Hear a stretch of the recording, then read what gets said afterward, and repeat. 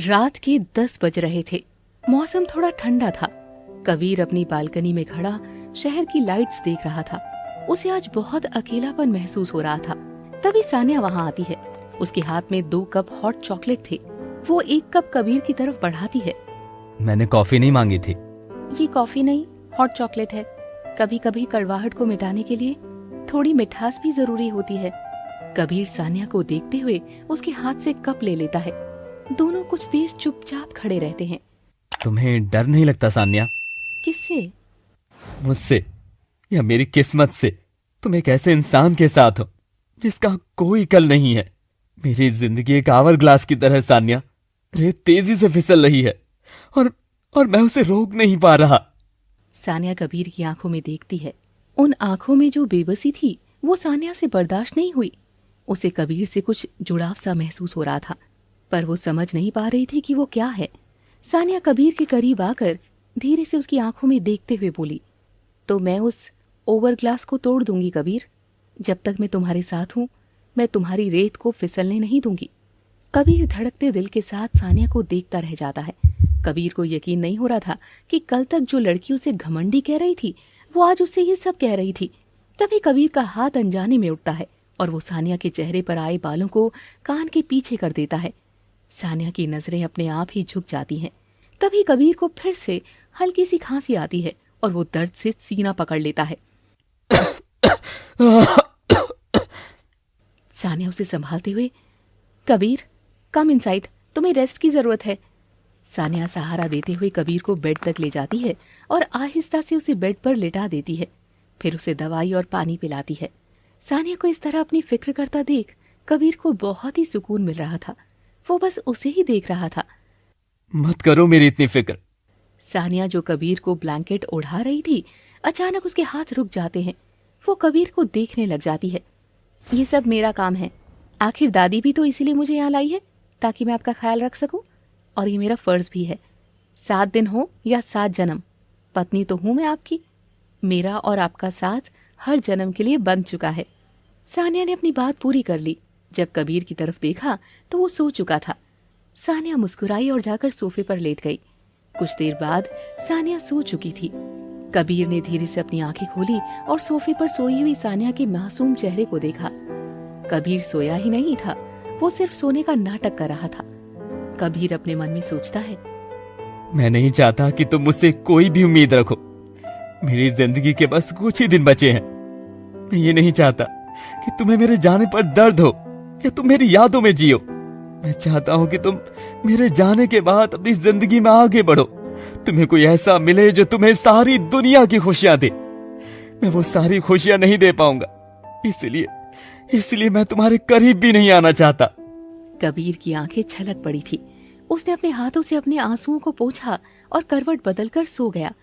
रात के 1 बजे कबीर गहरी नींद में था। सानिया को प्यास लगती है और वो पानी लेने किचन की तरफ जाती है। अंधेरे कॉरिडोर से गुजरते हुए उसे कबीर के स्टडी रूम से किसी के बात करने की आवाज आती है। दरवाजा थोड़ा सा खुला था।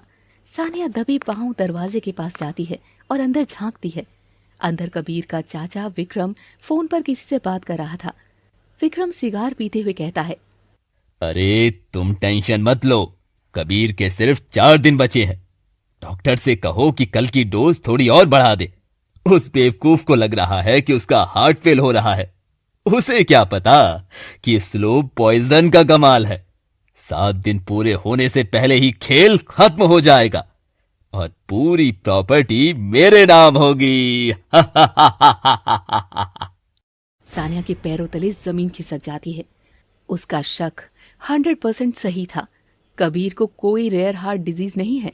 उसे उसके ही घर में जहर दिया जा रहा है। तभी सानिया का हाथ दरवाजे से टकरा जाता है और एक हल्की सी आवाज होती है। विक्रम तुरंत पलटकर दरवाजे की तरफ देखता है। कौन है वहां? वो फोन कट करता है और तेजी से दरवाजे की तरफ बढ़ता है। सानिया की सांसें अटक जाती है। अगर विक्रम ने उसे देख लिया तो कबीर से पहले वो सानिया को मार देगा। विक्रम ने दरवाजा पूरा खोला और बाहर कॉरिडोर में झांका। सानिया की सांसें तेज जैसे गले में ही अटक गई थी। वो एक बड़े से पिलर के पीछे दुबक कर खड़ी थी और उसने अपने दोनों हाथों से अपना मुंह दबा रखा था ताकि उसके कांपने की आवाज भी बाहर ना आए। कौन है वहां? उसकी आंखें अंधेरे में किसी को ढूंढ रही थी। तभी खिड़की से एक बिल्ली छलांग मारती है और एक गमला गिरा देती है। विक्रम राहत की सांस लेता है। बकवास बिल्ली। वो दरवाजा बंद करके अंदर चला जाता है। सान्या पिलर के सहारे जमीन पर बैठ जाती है। उसकी आंखों से आंसू बहने लगते हैं, डर से नहीं बल्कि कबीर के लिए दर्द से। जिस इंसान पर कबीर अपनी जान से ज्यादा भरोसा करता है, वही उसे हर दिन मौत के मुंह में धकेल रहा है। उसके अपने चाचा उसे मारना चाहते हैं। मुझे कबीर को बताना होगा, सानिया सोचती है, लेकिन अगले ही पल वो रुक जाती है। कबीर अपने चाचा पर अंधा विश्वास करता है। बिना किसी ठोस सबूत के वो सानिया की बात कभी नहीं मानेगा। सानिया को पहले सबूत चाहिए था और उससे भी ज्यादा जरूरी था कबीर को जहर से बचाना। अगली सुबह शादी का 5वां दिन।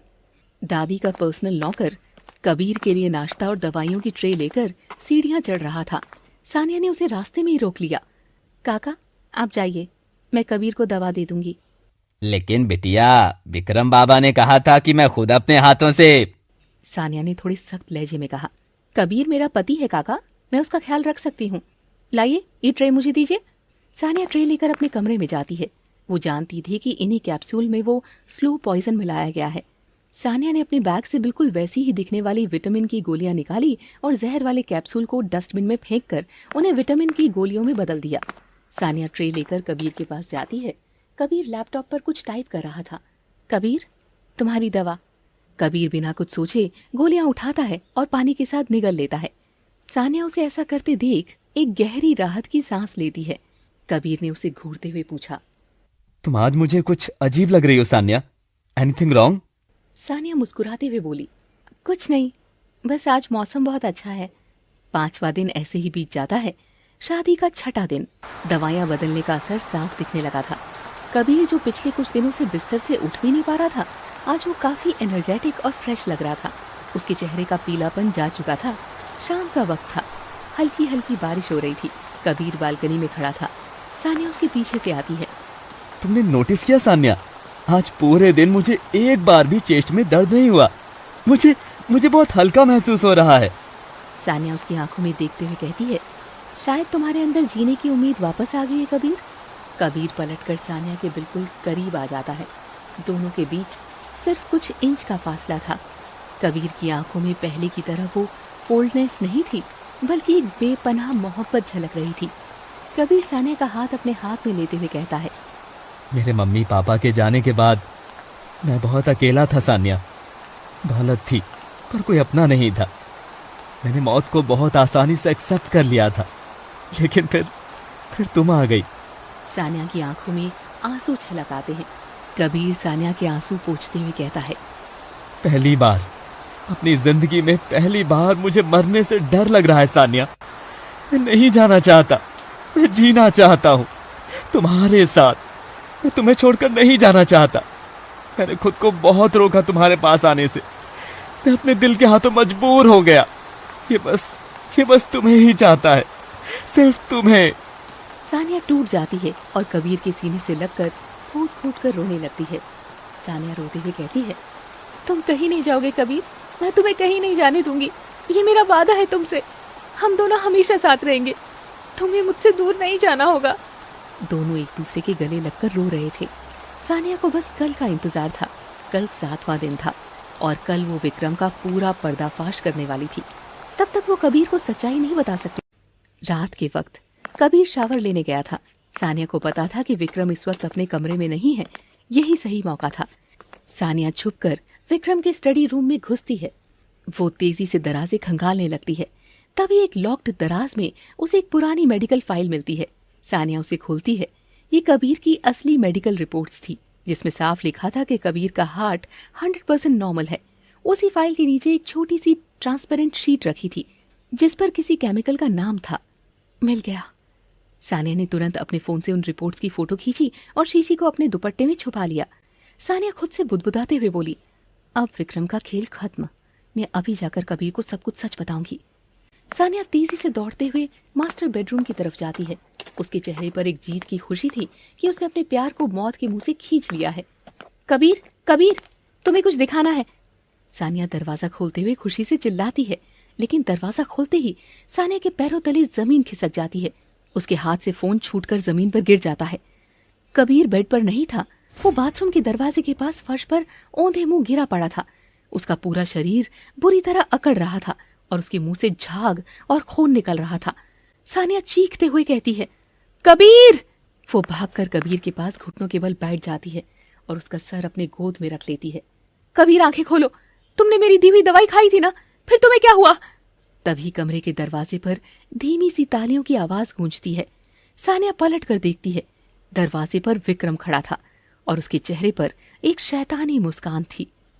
आगे क्या होगा जानने के लिए देखते रहिए लव सिटी। और आपको ये कहानी कैसी लग रही है कमेंट में जरूर बताइए।